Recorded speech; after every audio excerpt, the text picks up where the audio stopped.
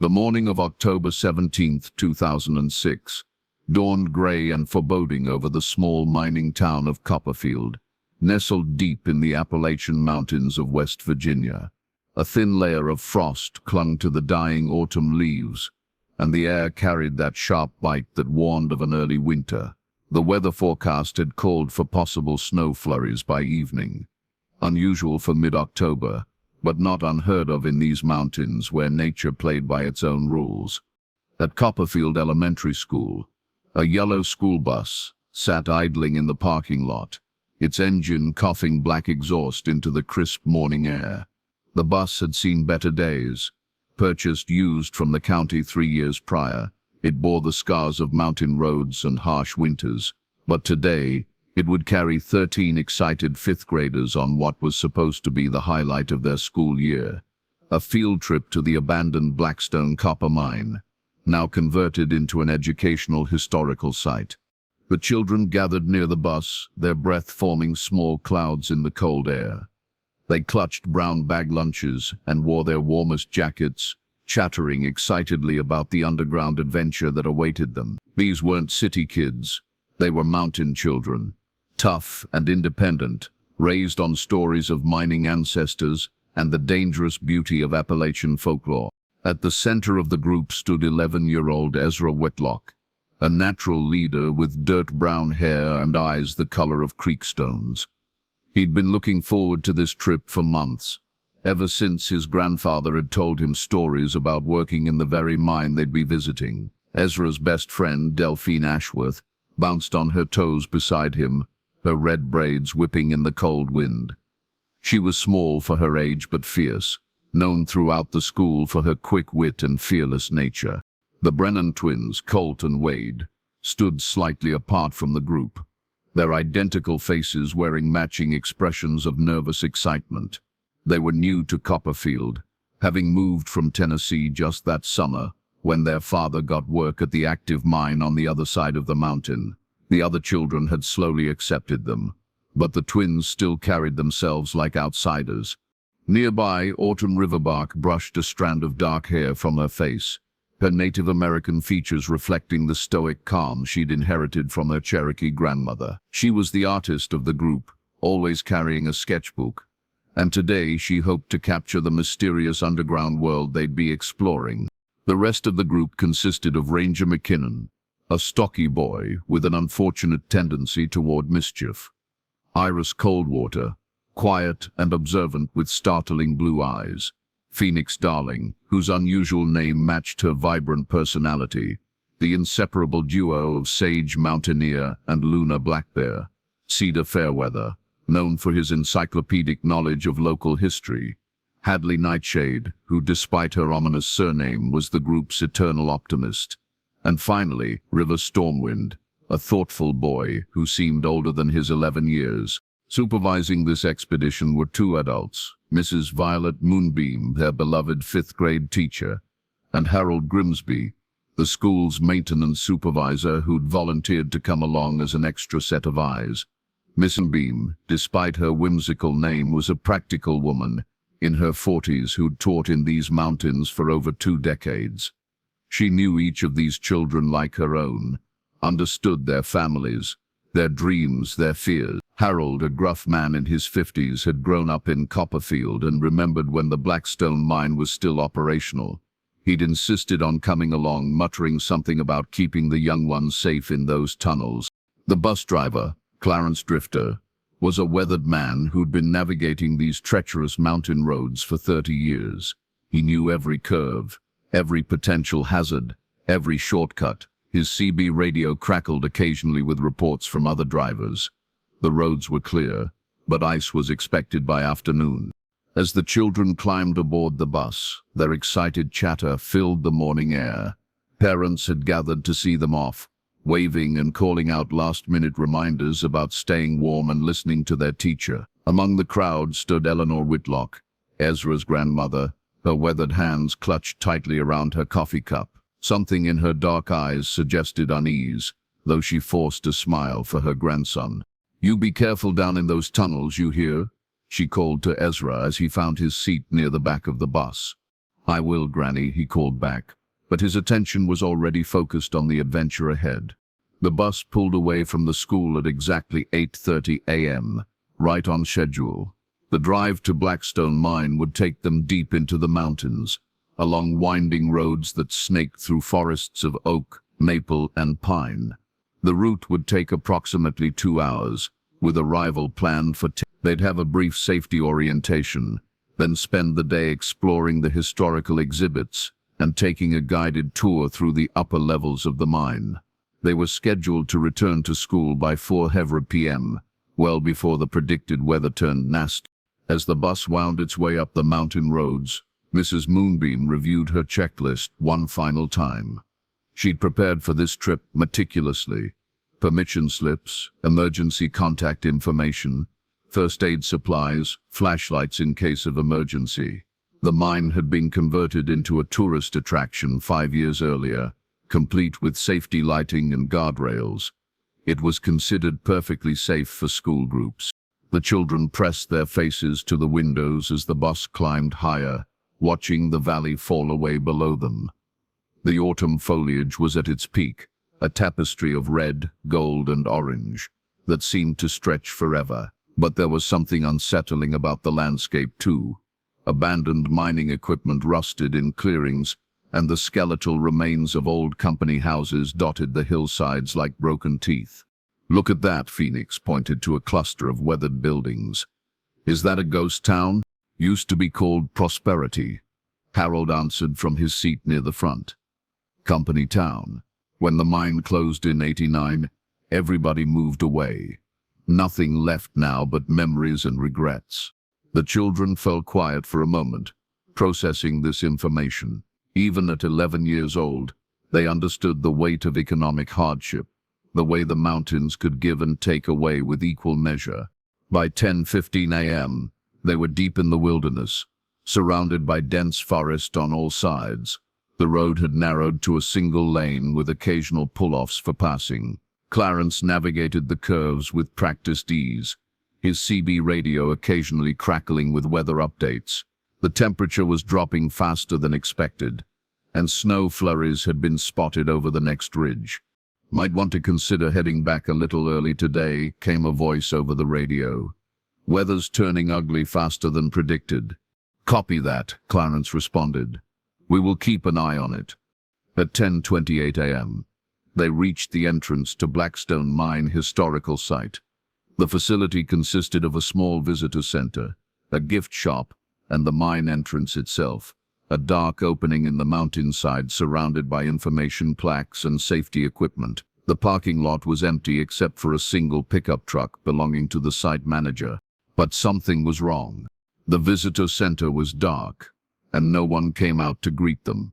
Mrs. Moonbeam frowned as she stepped off the bus, her breath visible in the increasingly cold air. According to her paperwork, they were expected, and the site manager, Thomas Cavenger, should have been there to conduct their tour. "Wait here," she instructed the children, who were already starting to fidget in their seats. "Let me check what's going on." She approached the visitor center with Harold beside her, their footsteps crunching on frost-covered gravel. The building appeared deserted, but the front door was unlocked. Inside, they found evidence of hasty departure, coffee still warm in a mug, papers scattered across a desk, a half-eaten sandwich on a paper plate. "Hello?" Mrs. Moonbeam called out. "Mr. Cavenger, we are the school group from Copperfield Elementary." Only silence answered back. Harold examined the scene with growing unease. "This ain't right, Violet. Tom's been running this place for 5 years. He wouldn't just up and disappear without word, especially with a school group coming." They checked the back office, the gift shop, even the bathroom, but found no sign of the site manager. His pickup truck was still in the parking lot, keys on the dashboard. Mrs. Moonbeam tried calling the site office, but got no answer. "What do we do?" she asked Harold, anxiety creeping into her voice. Before he could answer, they heard Clarence calling from outside. "Mrs. Moonbeam, you need to see this." They rushed back to the bus to find Clarence pointing at his CB radio, his face pale. Just got word from County Dispatch. There's been some kind of incident at the Millfield mine. That's the active operation about 10 miles from here. Some kind of cave-in or gas leak. They are saying all mine personnel in the area have been evacuated as a precaution. Mrs. Moonbeam felt her stomach drop. That would explain why Mr. Cavenger isn't here. He probably got the evacuation order and had to leave immediately. So what now? Harold asked. We can't tour the mine without a guide. The children were getting restless on the bus, their excited chatter turning to complaints about the cold and questions about when they'd be going underground. Through the windows they could see snow beginning to fall, light flurries at first, but growing heavier by the minute. We should head back, Mrs. Moonbeam decided. The weather's turning, and without a proper guide. But as she spoke, she noticed something that made her pause. Near the mine entrance, someone had left a sign, handwritten on a piece of cardboard and propped against a rock. It read, "School Group, proceed to Tunnel 3 for special tour. TC, that's Tom Cavenger," Harold observed. "Looks like he left us instructions." Mrs. Moonbeam studied the sign uncertainly. It wasn't very professional, but then again, if he'd had to evacuate quickly due to the mining emergency, he might not have had time for proper preparations. "I don't know," she said slowly. "Something feels off about this whole situation." But as she wrestled with the decision, Ezra Whitlock pressed his face to the bus window and called out, "Mrs. Moonbeam, when are we going in the mine?" "My grandpa worked in there, and he said it was amazing." The other children joined in with their pleas and questions. They'd been looking forward to this trip for months. The snow was falling harder now, but it was still early in the day. They could do a quick tour and be back on the road before the weather got too bad. "Tunnel 3 is part of the regular tour route," Harold said, consulting a brochure he'd picked up. "It's well lit and considered completely safe. Maybe Tom just wants us to meet him there." Against her better judgment, Mrs. Moonbeam found herself nodding. "All right, but we make it quick. 1 hour maximum. Then we head home regardless of what we have seen."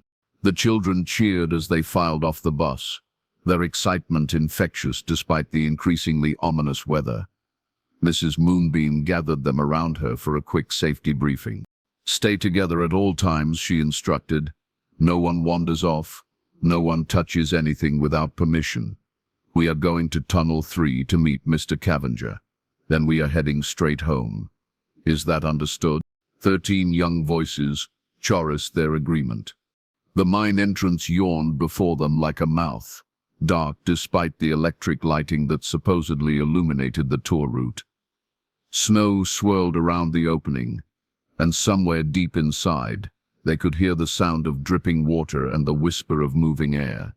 Harold led the way with a flashlight, followed by Mrs. Moonbeam and the 13 children.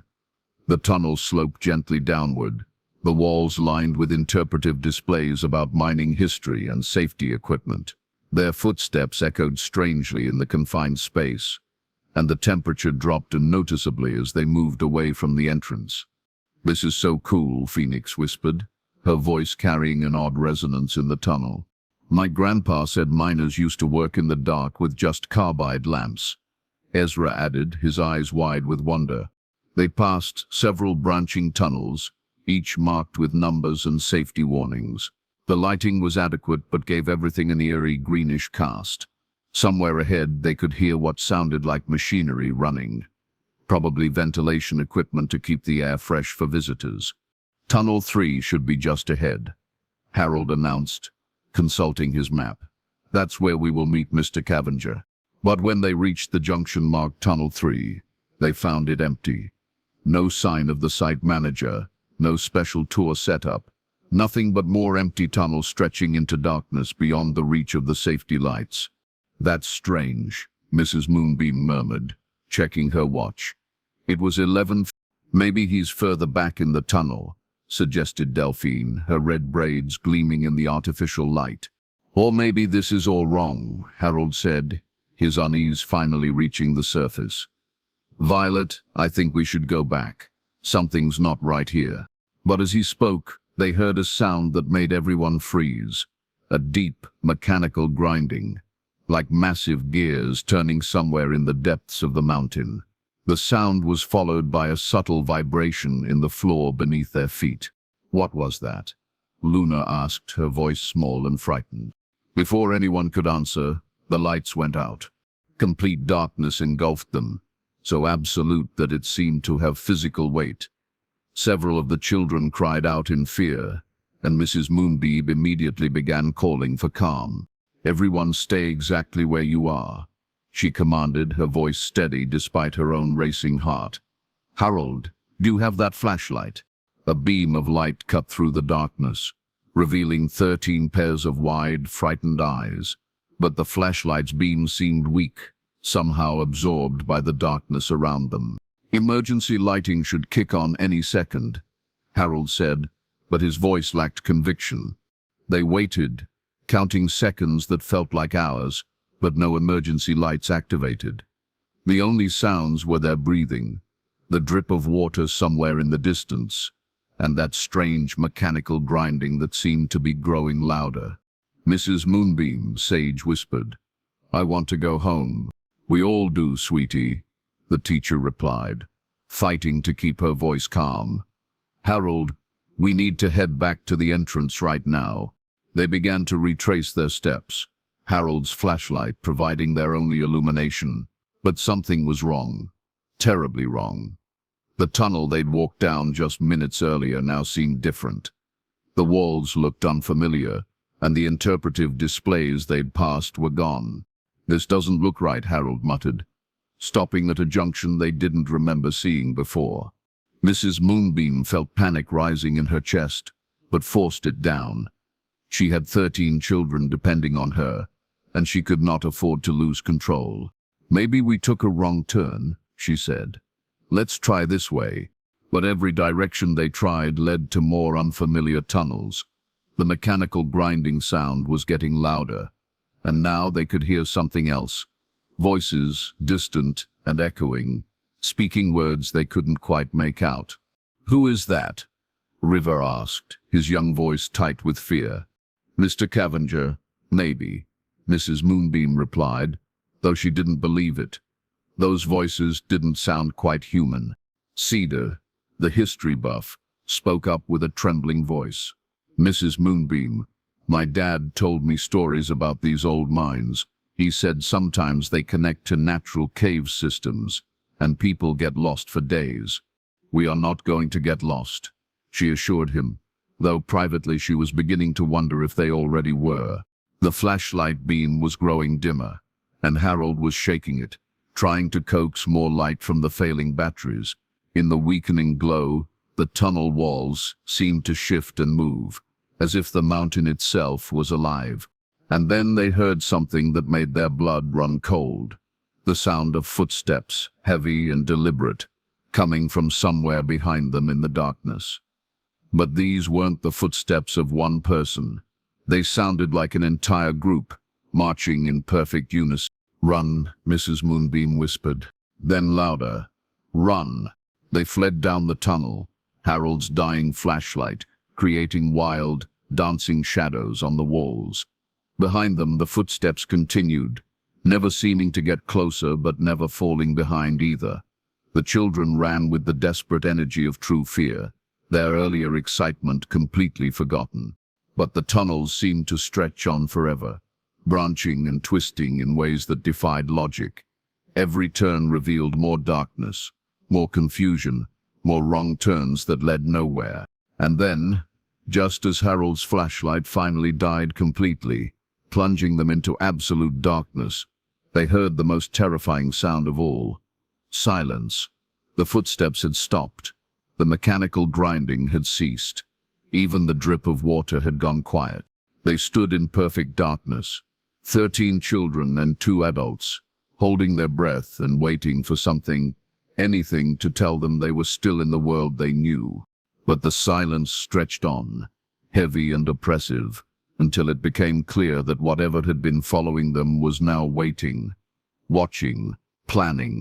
Outside the mine, Snow continued to fall on the empty parking lot where their bus sat waiting.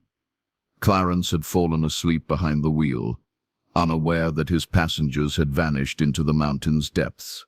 By evening, when they failed to return, search parties would be organized, dogs would be brought in. Mine rescue experts would map every tunnel, every chamber, every possible hiding place. But they would find nothing, no trace of 13 children and 2 adults who had simply walked into Tunnel 3 and disappeared from the world.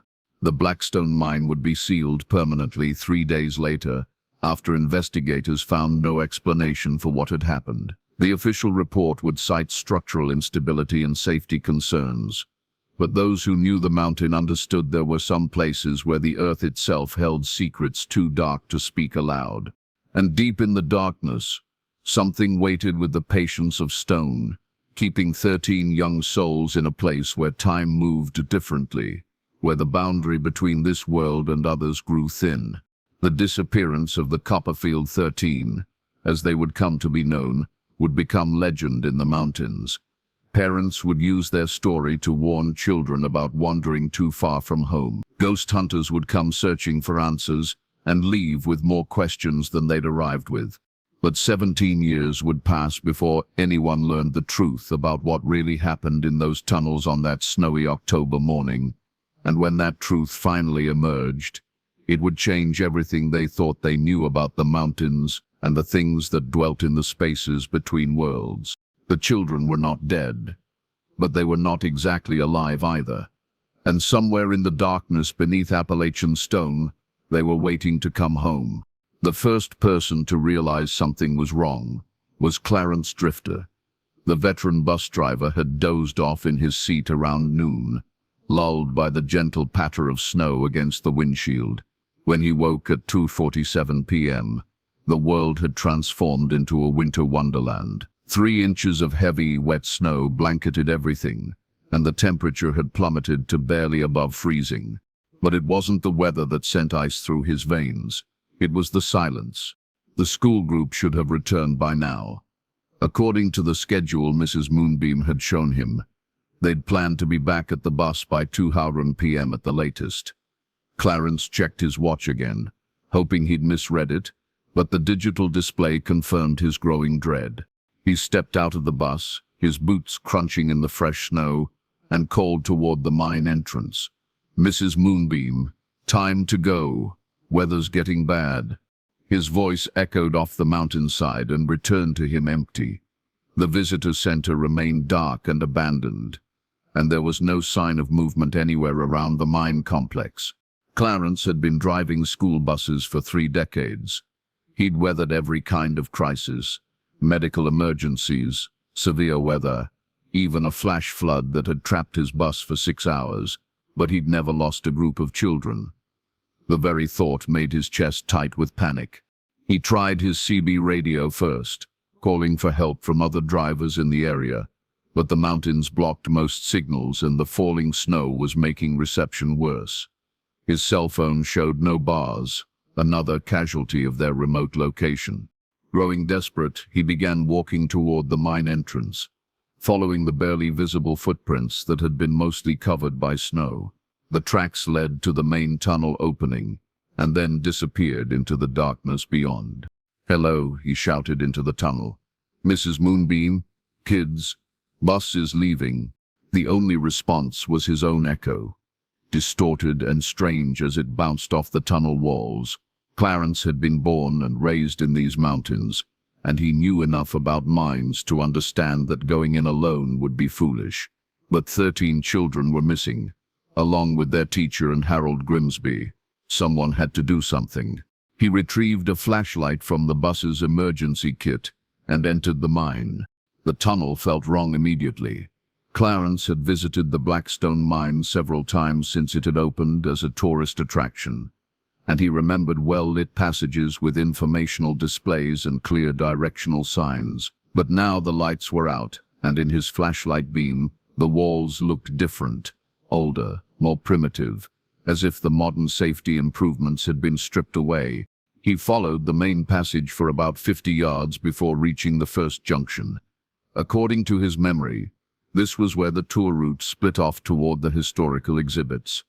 But the familiar signs were gone, replaced by crude markings carved directly into the stone.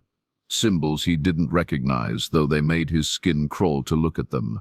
"Mrs. Moonbeam," he called again, his voice smaller now, swallowed by the oppressive darkness. "If you can hear me, follow my voice." Silence. Clarence pushed deeper into the mine, his flashlight beam dancing across walls that seemed to pulse and shift in the shadows. The temperature was dropping even underground, and his breath began to fog. That wasn't normal. Tourist mines were kept at a steady temperature year-round. At what should have been the entrance to Tunnel 3, he found something that made him stop cold. Carved into the wall in fresh letters, as if someone had scratched them with a sharp stone, were the words, "They went deeper." Below that, in a different hand, more childlike, "Help us." Clarence's flashlight trembled in his hands as he examined the markings. The letters looked like they'd been carved recently. The stone dust was still fresh, not yet settled or blown away by air currents. But how could the children have carved messages in solid rock? And why would they have gone deeper into the mine instead of returning to the surface? He pressed on, following a passage that descended more steeply than any tourist route should. The walls here showed no signs of modern construction. No electrical conduits, no safety railings, no emergency equipment. This was old mine, original excavation from the days when men had worked by lamplight and prayer. The air grew thicker, harder to breathe, and Clarence began to hear things, whispers that seemed to come from the walls themselves, footsteps that started whenever he stopped moving. His rational mind insisted it was just echoes and acoustic tricks, but his mountain-bred instincts screamed danger. He was about to turn back when his flashlight beam caught something that made him stumble backward in shock. There, pressed into a muddy section of the tunnel floor, was a perfect handprint. Small, clearly belonging to a child, but wrong in ways his mind struggled to process. The fingers were too long, the palm too narrow, and around the edges of the print, the mud seemed to have been burned or crystallized into something like glass. That was when Clarence Drifter, 30-year veteran of mountain roads and mining country, turned and ran. He burst from the mine entrance, just as the snow began falling harder, thick flakes that turned the world into a white blur. His hands shook as he fumbled with his CB radio, finally raising a state police dispatcher on an emergency channel. "This is school bus driver Clarence Drifter at the Blackstone mine site," he gasped into the microphone. "I need immediate assistance. 13 children and 2 adults are missing inside the mine. Send search and rescue immediately."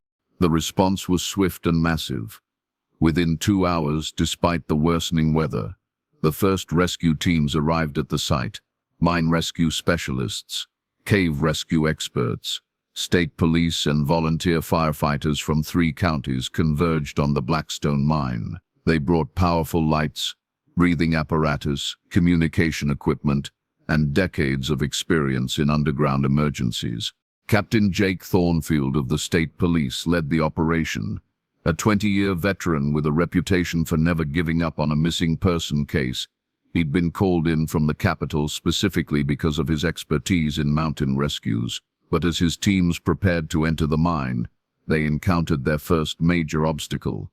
The tunnel system they found bore no resemblance to the tourist attraction that had been operating safely for 5 years. "This doesn't match any of the maps," reported Dr. Angela Ravencrest, a geologist who'd been brought in to assess mine stability. She stood at the entrance with blueprint in hand, shaking her head in confusion. "According to these documents, the tourist route only extends 200 yards into the mountain, with clearly marked safety features throughout. But your bus driver is describing passages that go much deeper, with none of the modern improvements." Captain Thornfield studied the official mine survey, then compared it to the crude sketch Clarence had drawn of his route. The two bore no resemblance to each other. "Could there be older tunnels that weren't included in the tourist development?" he asked. "Possible," Dr. Ravencrest admitted. "Mining operations here date back to the 1890s. There could be original workings that were sealed off or forgotten when the site was converted. But that would mean... She didn't finish the thought, but everyone understood the implication. If the missing group had somehow accessed old mine workings, they could be in tunnels that hadn't seen maintenance in decades. Tunnels that might be unstable, flooded, or filled with toxic gases. The first rescue team entered the mine at 4:15 p.m., equipped with gas monitors, rope systems, and powerful LED lights that turned the tunnel bright as day. They followed the route Clarence had described, documenting everything they found. But what they found made no sense. The tunnel system they encountered was vast and complex. Nothing like the simple tourist route on the official maps. Passages branched off in all directions, some sloping deeper into the mountain, others climbing toward unknown destinations. The walls showed evidence of both modern excavation and much older hand-digging techniques. Most disturbing were the markings.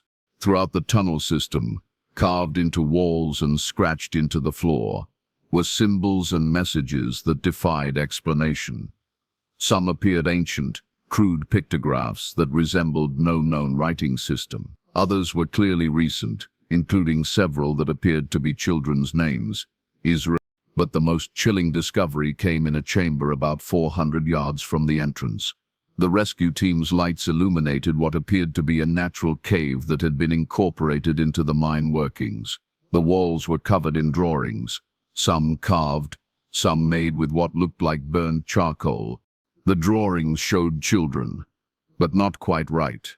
The proportions were wrong, the faces too angular, the eyes too large, and in the center of the largest wall, written in what appeared to be child's handwriting, was a message that made the hardened rescue workers call for backup.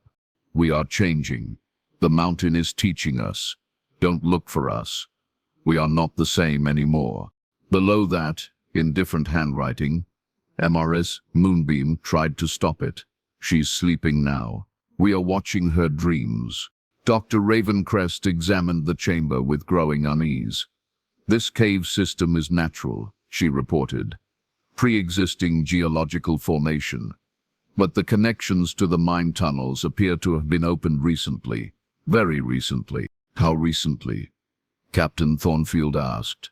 Hours, maybe less. The search continued through the night, with teams working in shifts to map the ever-expanding tunnel system. But each crew that went down reported the same impossible thing. The tunnels were changing. Passages that had been mapped by one team were different when the next team arrived. New chambers appeared overnight. Walls that had been solid stone showed fresh openings leading to unknown depths. By dawn, they'd brought in specialists from 3 universities, mining engineers from across the state, and even a team from the Federal Bureau of Mines. None of them could explain what they were finding. Dr. Elena Whisperwind, a professor of geology from the State University, put forward the most rational theory. We could be dealing with a natural phenomenon called rock burst, sudden failures in the mine structure caused by geological pressure. The recent snow load on the mountain, combined with seismic activity, might have caused multiple cave-ins that opened connections to natural cave systems. But even she couldn't explain the markings, the messages, or the strange physical evidence they kept finding. Items of clothing that looked like they'd been dissolved rather than torn. Footprints that seemed to shift and change between photographs. And most disturbing of all, the sounds. Every team reported hearing voices in the deeper tunnels. Children's voices, calling for help, laughing, whispering secrets in languages that didn't exist. The sounds never came from where they expected, always seeming to originate from walls, from solid stone, from impossible places. Recording equipment picked up nothing. On the second day of the search, they found Mrs. Moonbeam. She was discovered in a chamber nearly half a mile from the entrance, sitting upright against a wall with her eyes closed, appearing to be in a deep sleep. Her body temperature was normal, her pulse steady, but she could not be awakened. Medical teams brought her to the surface immediately, but even in the hospital, surrounded by the best doctors in the state, Violet Moonbeam remained locked in whatever dream held her. The only sign that she was aware of the outside world came when anyone mentioned the children. At the sound of their names, Ezra, Delphine, Phoenix, any of them, her closed eyes would move rapidly beneath their lids, and she would whisper words that chilled everyone who heard them. They are learning. The mountain is teaching them to be something new, something better, something that can survive what's coming. Harold Grimsby was never found. By the third day, public pressure forced officials to expand the search beyond the mine itself. If the children had somehow escaped the tunnels, they could be anywhere in the vast Appalachian wilderness. Volunteers from across the state arrived to help, forming search parties that combed the forests and valleys for any sign of the missing group. But the mountains seemed to resist their efforts. Search dogs lost scent trails that led nowhere. Helicopters reported equipment malfunctions when they flew over certain areas. Volunteer searchers spoke of finding footprints that disappeared mid-stride, of hearing children's laughter echoing from empty clearings, of seeing faces in the trees that vanished when looked at directly. Eleanor Whitlock, Ezra's grandmother, joined the search despite her advanced age. She knew these mountains better than anyone, had grown up hearing the old stories, the warnings passed down from Cherokee ancestors who'd lived here long before the mines came. "This mountain has always been hungry," she told Captain Thornfield as they stood at the mine entrance on the fourth day. "My great-grandmother used to say it takes things sometimes, takes them and changes them, and keeps them for its own purposes. Ma'am, with respect, we are looking for a rational explanation here," the captain replied, though privately he was beginning to wonder if rational explanations were sufficient. Eleanor's dark eyes fixed on his with an intensity that made him uncomfortable. "Rational? You found my grandson's teacher sleeping like the dead, whispering about mountains that teach. You found tunnel systems that change overnight and messages carved in solid stone. You tell me what's rational about any of this." She was right, and Captain Thornfield knew it. Nothing about this case followed normal patterns. Every piece of evidence raised more questions than it answered. The federal investigators were baffled. The mine engineers had no theories that held up to scrutiny. Even the local Cherokee Tribal Council had been consulted, though their responses were more warnings than explanations. "Some places are thin," tribal elder Joseph Strongbear had told the search teams. "Thin between this world and others." The old people knew to avoid such places, but the miners dug anyway, broke through barriers that should have remained whole. On the fifth day, the search was officially suspended due to safety concerns. Too many rescue workers had reported disorientation and equipment failures in the deeper tunnels. 2 experienced cavers had to be pulled out after becoming convinced they were being followed by something that left no footprints, but made the walls whisper their names. The mine was sealed with concrete barriers, though locals whispered that such measures would be useless against whatever dwelt in those depths. The families of the missing children refused to give up. Private search teams continued working for months, following every lead, investigating every theory. Psychics arrived claiming to have visions. Conspiracy theorists proposed government cover-ups. Religious groups organized prayer vigils and exorcisms. But as weeks turned to months, and months turned to years, the Copperfield 13 became more legend than news story. The families held memorial services, though they refused to have the children declared legally dead. Support groups formed. Documentaries were made. Books were written. Mrs. Moonbeam remained in her unnatural sleep for 6 months before awakening with no memory of what had happened in the mine. She retired from teaching immediately and moved to Florida, but those who knew her said she was never the same. She would wake screaming from nightmares about children with 2 bright eyes and voices that came from underground. Clarence Drifter quit driving and moved to Arizona, as far from mountains as he could get. He never spoke publicly about what he'd seen in the mine, but his family reported that he'd developed an extreme fear of dark spaces and would not even enter a closet without leaving the door open. The mine entrance remained sealed, but that didn't stop the strange reports. Hikers in the area spoke of hearing children's voices echoing from deep underground.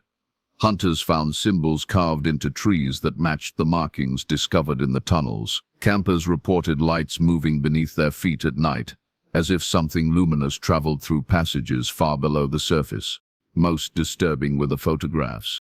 Starting about 2 years after the disappearance, people began capturing images that defied explanation. Trail cameras, set up to monitor wildlife, showed figures moving through the forest, human-shaped but wrong, with proportions that didn't quite match normal anatomy. The figures appeared to be children, but their faces were always obscured or turned away from the cameras. Local law enforcement investigated each report beautifully, but the photographs were always ambiguous. Shadows that could be anything. Motion blur that revealed nothing definitive. But taken together, they suggested something impossible, that the missing children were still in the area, still moving through the mountain wilderness, but changed in ways that cameras could barely capture. Dr. Ravencrest continued studying the geological anomalies around the mine site for 3 years after the disappearance. Her final report, classified by federal authorities and never released to the public, reportedly contained findings that challenged fundamental assumptions about the stability of the physical world itself. Before disappearing herself during a research expedition in Montana, Dr. Ravencrest left a note for her graduate assistant. "Some mountains are older than they appear. Some stones remember things from before human civilization." The children didn't disappear. They went home to something that was waiting for them. As the 10-year anniversary of the disappearance approached, Copperfield had transformed from a mining town into something else. A destination for paranormal investigators, a symbol of unsolved mysteries, a place where reality seemed more fluid than elsewhere. The families of the Copperfield 13 had mostly moved away, unable to bear the constant reminders and the endless stream of curiosity seekers. But Eleanor Whitlock remained, keeping vigil in her small house at the edge of town, waiting for her grandson to come home. She was the only one who claimed to have seen them. On quiet nights when the moon was dark and the mountain mist hung low in the valleys, Eleanor would stand on her porch and watch the tree line. Sometimes, she said, she could see them moving through the shadows, her Ezra and his classmates, no longer quite children but not yet something else entirely. They were learning, she claimed, growing into whatever the mountain wanted them to become. And someday, when their education was complete, they would return to share what they had discovered in the spaces between worlds. But 17 years would pass before anyone learned whether Eleanor Whitlock's vigil would be rewarded, or if the Copperfield 13 would remain forever lost in the hungry darkness beneath Appalachian stone. Eleanor Whitlock sat on her porch in the pre-dawn darkness, wrapped in the same quilt her grandmother had made 90 years earlier. At 87, she was one of the last original residents of Copperfield, a living relic in a town that had become something between a tourist trap and a ghost story. Her weathered hands clutched a cup of coffee that had long since gone cold, but she barely noticed. Her attention was fixed on the tree line where the old mining road disappeared into shadow. The anniversary always brought them closer to the surface. Most people had given up believing Eleanor's claims years ago. The families of the missing children had stopped visiting, unable to bear her insistence that their loved ones were still alive somewhere in the mountain's depths. Law enforcement treated her reports with polite skepticism. Even the paranormal investigators who occasionally passed through town regarded her as a well-meaning but delusional old woman, clinging to impossible hope. But Eleanor knew what she had seen during those long nights of watching. And tonight, on the 17th anniversary, she sensed something different in the air. A tension, like the moment before lightning strikes. The mountain itself seemed to be holding its breath. At exactly 5:17 a.m., the same time the school bus had originally departed 17 years ago, Eleanor saw movement in the forest. At first it was just shadows shifting between the trees, barely distinguishable from the natural play of moonlight through branches. But gradually, the shadows began to take shape. Human shapes, but wrong in subtle ways that made Eleanor's ancient heart race. They emerged from the forest one by one, 13 figures moving with an eerie synchronization that reminded her of a dance she'd never learned. In the pale moonlight, she could see they still resembled the children who had vanished so long ago, but they had grown, changed, evolved into something that existed in the spaces between human and other. Ezra came first, no longer the 11-year-old boy who had waved goodbye from the school bus.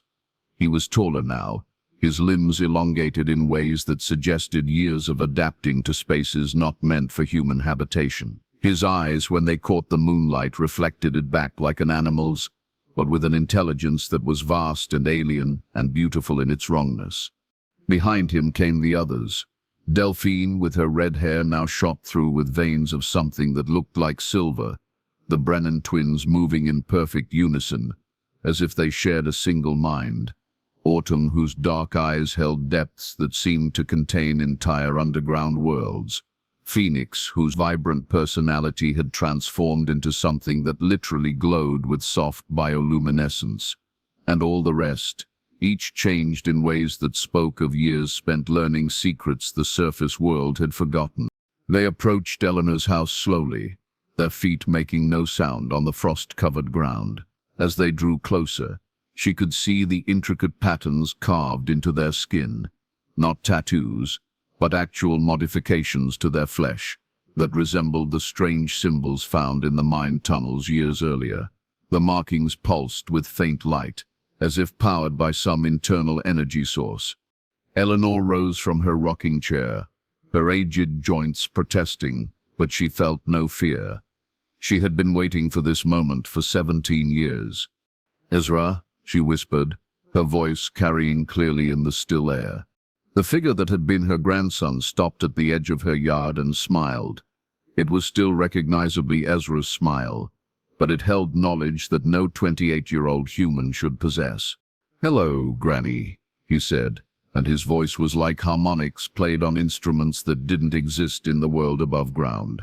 "We have come to say goodbye." "Goodbye?" Eleanor's heart clenched. "But you just came back." "What happened to you down there?" she asked, though part of her already knew she might not be able to understand the answer. "We found the deep teachers," Sage explained, her voice carrying harmonics that seemed to resonate in Eleanor's bones. "The ones who were here before the mountains rose, before the sun learned to shine. They showed us the truth about this world." It was River who answered, his young old face grave with cosmic understanding. "That everything you think you know is just the surface layer. Below that, there are other realities, other forms of existence. The barriers are breaking down, Granny. The deep teachers are preparing for the time when the surface world will need to evolve or perish." Eleanor felt a chill that had nothing to do with the October morning. "Evolve into what?" "Into us," Ezra said simply. "Into beings who can survive in the spaces between worlds. The mountain isn't just stone and metal, Granny. It's alive. It's been alive for millions of years, watching and waiting and preparing. We were chosen to be the first generation of translators, beings who can exist in both realities and help others make the transition when the time comes." As he spoke, the other 12 formed a circle around Eleanor, but their formation felt protective rather than threatening. She could see now that some of them carried objects, tools or artifacts made from materials that didn't exist in any geology textbook. Luna held something that looked like crystallized sound, while Cedar carried what appeared to be a map drawn on what might have been fossilized starlight. Mrs. Moonbeam tried to stop the transformation, Iris said, her startling blue eyes now filled with swirling galaxies. She was frightened by what we were becoming. The deep teachers had to put her to sleep to prevent her from interrupting our education. "And Harold?" Eleanor asked. "Harold was taken deeper," Ranger replied, his childhood mischief replaced by something that resembled cosmic mischief. "The deep teachers needed someone to help prepare the next phase. He's been working in the deep places, opening new pathways, creating the infrastructure that will be needed when the barriers finally dissolve completely." Eleanor tried to process what she was hearing, but it was like trying to hold water in her hands. The concepts were too large, too alien for her human mind to fully grasp. But she understood enough to know that these beings who had once been children were now something far more complex and important than missing persons. "Why are you telling me this now?" she asked. "Because it's time," Ezra said, and she could hear love in his impossible voice. Love, but also a sadness that seemed to encompass geological ages. The barriers have been weakening faster than expected. Events are accelerating. The deep teachers calculate that surface reality has perhaps 5 years before the convergence becomes unavoidable. Convergence, the moment when the boundary between surface and depth dissolves permanently, Phoenix explained, her glow intensifying.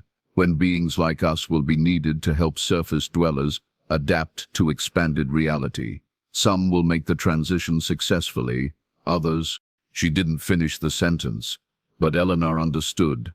Those who couldn't adapt would presumably not survive the change. "We are going now to other places," Delphine continued. "Other thin spots where the deep teachers have been working.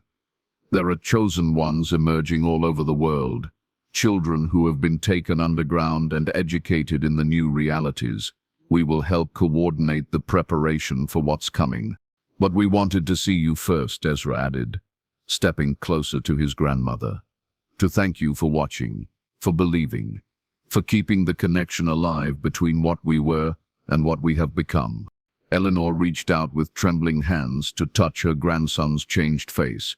His skin was warm but felt somehow crystalline, as if flesh and mineral had learned to coexist. In his alien eyes she could still see flashes of the boy who had loved her stories, who had helped her tend her garden, who had promised to visit her even after he grew up and moved away. "Will I see you again?" she whispered. "When the convergence comes, you will see all of us," he promised. "The surface world will need guides, and we will be there. But until then, we have work to do in the deep places." The 13 beings began to move away from Eleanor's house, their strange forms already starting to fade into the pre-dawn shadows. But before they disappeared entirely, Ezra turned back one final time. "Granny," he called softly, "tell them we are not lost. Tell them we are coming home. But home is going to be very different from what anyone expects." And then they were gone, melting back into the forest like mist at sunrise. Eleanor stood alone in her yard, staring at the tray line where 13 impossible beings had delivered an impossible message about an impossible future. But as the sun began to rise over the Appalachian Mountains, she noticed something that made her ancient heart pound with new purpose. In the frost-covered grass where the beings had stood, their footprints remained visible. Not human footprints, but not entirely inhuman either. Something in between. Something transitional. And they were glowing. Eleanor hurried back into her house and reached for the phone. For 17 years, people had dismissed her claims as the delusions of a grief-stricken old woman. But now she had evidence. Now she had a message to deliver, even if no one would believe her. She called Captain Thornfield first, though he had long since retired from the state police. His voice was groggy with sleep when he answered. "Captain, this is Eleanor Whitlock in Copperfield. They came back, all 13 of them. They are not children anymore, but they came back." "Mrs. Whitlock," the former captain's voice was patient but tired. "We have discussed this many times. The children have been missing for 17 years. I know you want to believe." "Come look at my yard," Eleanor interrupted. "Come look at the footprints they left. Come look at the message they carved in my porch railing while I was talking to them." There was silence on the other end of the line. Eleanor could hear Thornfield processing this, trying to decide if the old woman had finally crossed completely into delusion. "What message?" he asked finally. Eleanor turned to look at her porch railing and gasped. Carved deep into the wood, in letters that still glowed faintly in the morning light, were the words, "The deep teachers send their regards. Preparation phase 7 begins now." Below that, in smaller letters that flickered between languages Eleanor couldn't read, was what appeared to be a set of coordinates. "Mrs. Whitlock?" Captain Thornfield's voice seemed to come from very far away. Are you still there? You need to come see this, Eleanor whispered. And bring Dr. Ravencrest's research files. Bring everything you have about the original investigation. Because I think the Copperfield 13 were just the beginning. Within 3 hours, Eleanor's small house was filled with people she hadn't seen in years. Captain Thornfield had come out of retirement, bringing with him files that officially didn't exist. Dr. Angela Ravencrest's former research assistant, now Dr. Renda Stoneheart, arrived with boxes of suppressed geological surveys. Even Clarence Drifter had driven up from Arizona, drawn by a phone call that promised answers to questions that had haunted him for 17 years. They stood in Eleanor's yard, staring at footprints that defied every law of physics they understood. The prints weren't just glowing, they were moving, shifting and changing as they watched, as if the beings who had made them existed in multiple dimensions simultaneously. "This isn't possible," Dr. Stoneheart murmured, taking photographs that wouldn't properly capture what they were seeing. "Bioluminescence in human tissue isn't sustainable at this level, and the molecular structure of these prints suggests matter that exists in a quantum superposition." "Stop trying to make it fit your science," Eleanor said sharply. "Start accepting that your science isn't big enough for what's really happening here." The coordinates carved into the porch railing led them to a location deep in the mountains, accessible only by hiking trails that hadn't been maintained in decades. It took them 2 days to organize a proper expedition, 2 days during which Eleanor's phone rang constantly with calls from around the world, because the Copperfield 13 weren't the only ones who had returned. Reports were flooding in from thin places across the globe. Children who had vanished into caves in Romania, into underground ruins in Peru, into subway tunnels in Japan. All returned after years in the depths, all changed, all carrying messages about deep teachers and approaching convergence, and the need for surface dwellers to prepare for expanded reality. The expedition to the coordinates included 37 people, scientists, military personnel, religious leaders, and indigenous elders who had kept alive traditions about the deep places. They climbed through mountain paths that seemed to shift and change as they walked, following compass readings that pointed in directions that shouldn't exist. At the location indicated by the coordinates, they found something that would rewrite every textbook about geology, archaeology, and the history of life on Earth. It was a city, not built but grown, carved from living rock that pulsed with its own internal light, shaped by intelligence that understood architecture as a form of music played in 4 dimensions. Spires twisted toward the surface like fossilized prayers, while vast chambers opened into spaces that seemed larger inside than outside. And throughout the city they found evidence of habitation that spanned millions of years. Not human habitation, but something older, something that had been waiting patiently beneath the Earth's crust for the right moment to make contact with the newer forms of life that had evolved on the surface. The deep teachers weren't aliens from space. They were natives of Earth's depths, representatives of a form of consciousness that had developed in the spaces between tectonic plates, in the pressure and heat of the planet's molten heart.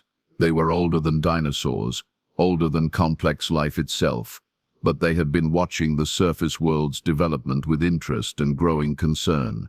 Climate change, nuclear weapons, ecological collapse. The surface world was approaching a crisis point where traditional human consciousness would no longer be sufficient for survival. The deep teachers had begun selecting individuals who could serve as bridges between surface and depth, beings who could help guide humanity through the transformation that was now inevitable. The Copperfield 13 had been among the first successful conversions, but they were part of a global network that numbered in the thousands and was growing exponentially. In the deepest chamber of the underground city, the expedition found Harold Grimsby. He was no longer entirely human, but he was undeniably alive and aware. His body had adapted to the deep places, becoming something that could survive the crushing pressures and alien geometries of expanded reality. When he spoke, his voice carried harmonics that made the chamber walls ring like bells. "You are just in time," he told them. his modified features still recognizably those of the maintenance supervisor, who had volunteered to help watch over 13 children on a school field trip. The convergence window opens in 4 years, 3 months, and 17 days. We have that long to prepare as many surface dwellers as possible for the transition. Transition to what? Dr. Stoneheart asked, though she was beginning to suspect she already knew the answer. To a form of existence that can survive what's coming, Harold replied. The deep teachers have been monitoring surface conditions for centuries. Your civilization has reached a point where it must either evolve or face extinction. The barriers between surface and depth are weakening naturally as your planet adjusts to the damage you have done to its systems. When they collapse completely, only beings who can exist in both realities will survive. As if summoned by his words, the Copperfield 13 emerged from passages that led even deeper into the mountain. They moved with the fluid grace of beings who had learned to navigate realities where the laws of physics were more like suggestions, and their modified forms glowed with the soft light of deep places. The choice is simple, Ezra said, his voice resonating with authority that came from years of learning truths that surface science hadn't discovered. Adapt willingly and retain your essential selves, or wait for the convergence to force the change and risk losing your humanity entirely in the transition. How many others are there? Captain Thornfield asked. How many children have been taken and changed? Taken is the wrong word. Delphine corrected gently. We were chosen. Selected because our minds were flexible enough to accept expanded reality. There are thousands of us now, working in preparation sites all over the world. Some were children when the change began. Others were adults who volunteered once they understood what was at stake. Phoenix stepped forward, her bioluminescence pulsing in patterns that somehow conveyed information directly to the Watchers' minds. The surface world has 4 years to decide. We can help guide the transition, make it easier, less traumatic, but the convergence will happen regardless. The deep teachers have calculated that the barriers will collapse completely by October 17, 27, exactly 21 years after our initial transformation began. And if humanity chooses not to cooperate, Dr. Stoneheart asked, then you will face the convergence unprepared. River replied, his young old face grave with cosmic sadness. Some will adapt naturally. Humans are more resilient than you know, but many will not survive the transition. The deep teachers prefer cooperation, but they will not allow surface world ignorance to prevent the necessary evolution. The expedition returned to the surface with evidence that would change everything humanity thought it knew about its place in the universe. But as they emerged from the deep places, carrying photographs and recordings and physical samples that defied conventional analysis, they discovered that the world had already begun to change. Reports of the returned disappeared were spreading faster than any government could contain them. Videos of beings who were clearly not entirely human were appearing on every social media platform. Religious leaders were declaring either the end times or a new age of miracles. Scientists were demanding access to the deep places. Military forces were mobilizing to secure what they saw as potential threats to national security. Eleanor Whitlock sat on her porch that evening, watching the chaos unfold on the news, and smiled for the first time in 17 years. Her vigil was over. Her grandson had come home, even if home was no longer what anyone had expected it to be. The phone beside her rang constantly with calls from reporters and government officials, and people claiming to have received visions from the deep teachers. But Eleanor ignored them all. She had delivered her message, provided the proof that the surface world needed to begin its preparation. Now it was up to humanity to decide what form that preparation would take. As the sun set over the Appalachian Mountains, casting long shadows across the abandoned mine where 13 children had vanished 17 years earlier, Eleanor could see lights moving in the forest, not flashlights or campfires, but the soft glow of beings who existed comfortably in the spaces between worlds. The Copperfield 13 were no longer lost. They had found something far more important than the way home. They had found the way forward. And in 4 years, 3 months, and 16 days, the entire world would follow them into the deep places, whether it was ready or not. The age of surface-only humanity was ending.